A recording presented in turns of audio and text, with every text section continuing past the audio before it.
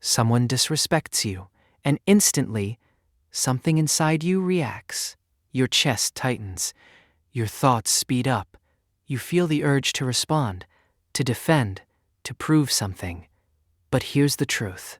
The moment you react emotionally, you lose control of the situation. And the person who triggered you? They gain it. Part 1. Why disrespect triggers you. Disrespect feels personal, but your brain doesn't process it as just words.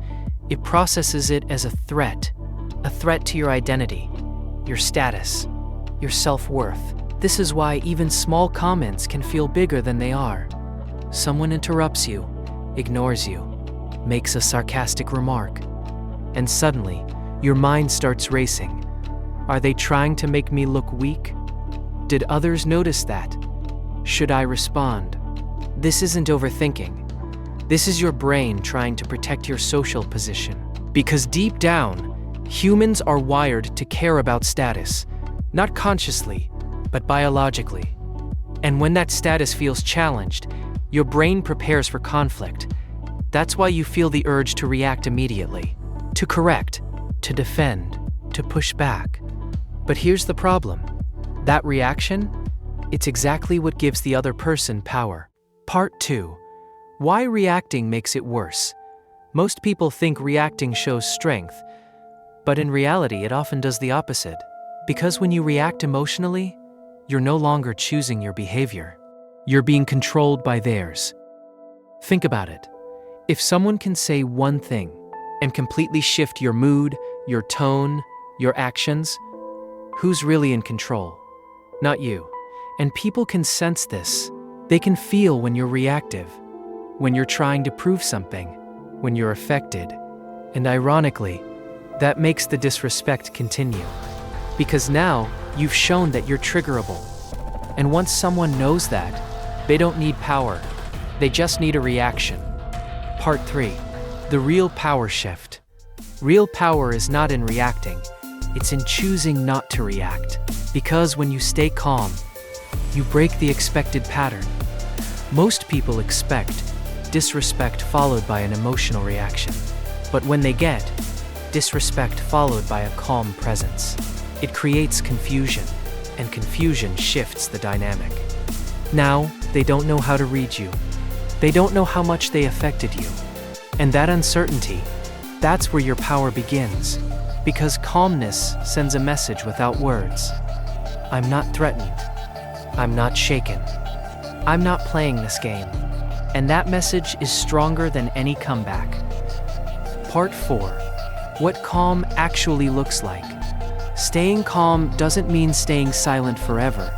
It doesn't mean being weak or letting people walk over you. It means controlling when and how you respond. Calm is pausing before you speak, instead of reacting instantly, maintaining a neutral tone, instead of raising your voice, looking at the situation objectively, instead of emotionally, and not trying to prove your worth in that moment, because the moment you try to prove something, you've already lost control. Part 5. Practical strategies. Let's make this real. Here's how you actually stay calm in the moment. 1. Pause your reaction. When disrespect happens, do nothing, even for 2 to 3 seconds. That pause is powerful because it interrupts your automatic reaction. It gives you space to think instead of react. And in those few seconds, you regain control. 2. Control your body first. Your body reacts before your mind. Your heart rate increases. Your posture tightens. Your face changes. So instead of controlling your thoughts first, control your body. Relax your shoulders, slow your breathing, keep your posture steady. When your body stays calm, your mind follows. 3. Detach emotionally. Not everything deserves your energy. Ask yourself, does this actually matter long term?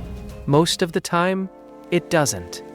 People say things out of insecurity, ego, habit, not truth. So don't treat every comment as meaningful. Because when you do, you give it power. 4. Respond. Don't react. If a response is needed, keep it simple. No long explanations, no emotional tone, no over-defending. Short, calm, direct. Sometimes the strongest response is silence. Sometimes it's, "All right, I hear you." Noted. No emotion, no escalation. Just control. 5. Don't try to win the moment. This is where most people fail. They try to win the interaction, to prove they're right, to show dominance, to come out on top. But that mindset traps you, because now you're playing their game. Instead, think long-term. Your goal isn't to win the moment, it's to maintain control of yourself, because that's what builds real respect over time. Part 6. Why people disrespect you. This part matters, because not all disrespect is random. Sometimes, people test boundaries. They observe how you react, what you tolerate, what affects you, and based on that, they adjust their behavior.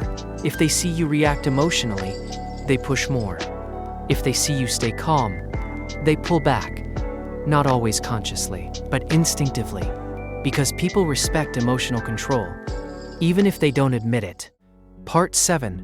When to actually respond. Staying calm doesn't mean staying passive.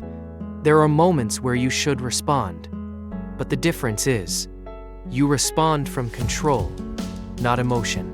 If something crosses a line, address it calmly, directly, without aggression. For example, "That doesn't work for me. I don't appreciate that. Let's keep it respectful."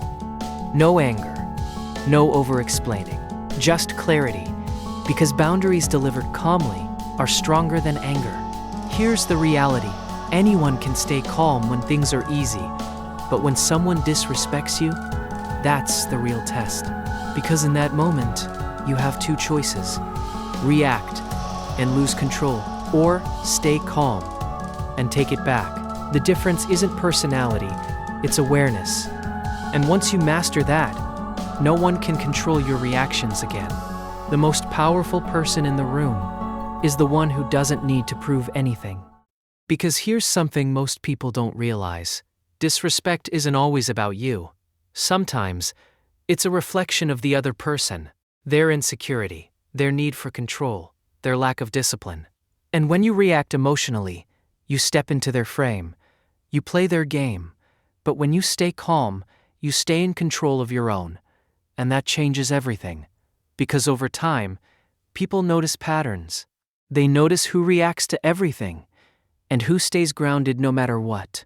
They notice who seeks validation, and who doesn't need it. And slowly, without saying anything, you start getting treated differently. Not because you demanded respect, but because you stopped reacting to disrespect. And that's the shift. You don't force respect.